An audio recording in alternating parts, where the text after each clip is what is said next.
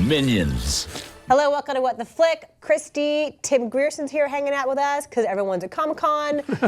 Alonzo. How nice that must feel. No, I feel lucky. We're stepping up our game. That's the best thing anyone's ever said about me, actually. It's very flattering. No, we are stepping up our game because Tim Grierson is here this week, so we have to actually sound smart. We are not at Comic-Con, thank God, although I am dressed for it. I must say this is Matt Atchity's son's shirt.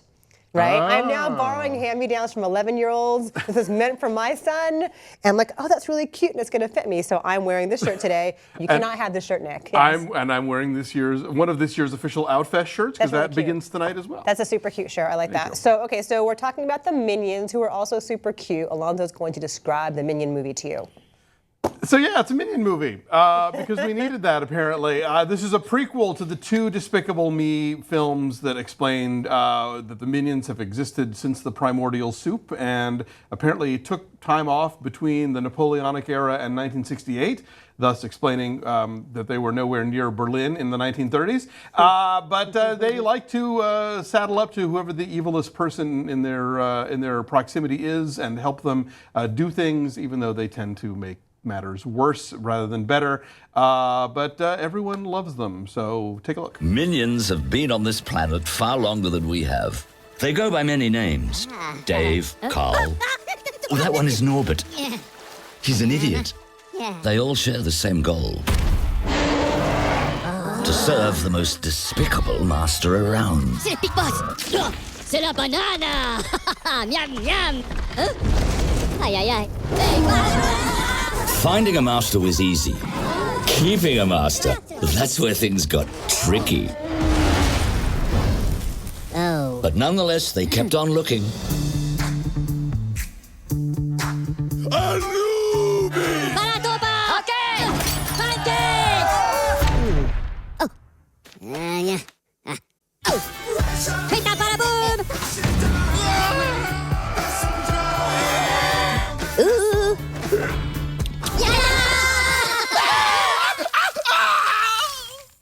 Oh. Without a master, they had no purpose. They became aimless and depressed. Yay! If this went on much longer, they would surely perish. But then one minion stepped forward. Kevin felt pride. He was going to be the one to find his tribe the biggest, baddest villain to serve. Stuart felt hungry, mostly.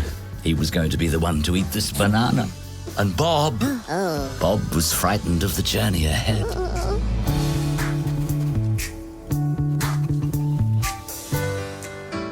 I'm a Minion fan. My child's a Minion fan. I was psyched for the Minion movie. Right.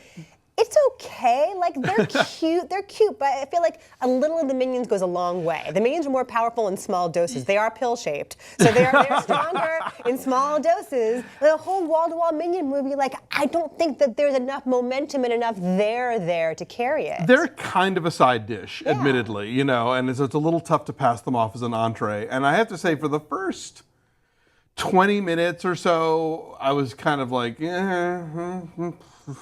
and then once it actually hits 1968 and they're sort of thrust out into the larger world and get involved with various villains and are running around New York and London and stuff, I kind of got into it just because the jokes got better and the situations got sillier that I was entertained enough.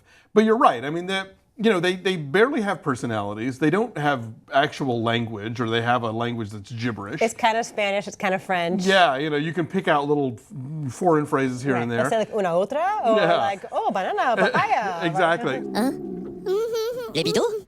Matoka. Polano la matoka. Banana. Stuart? Banana. Banana!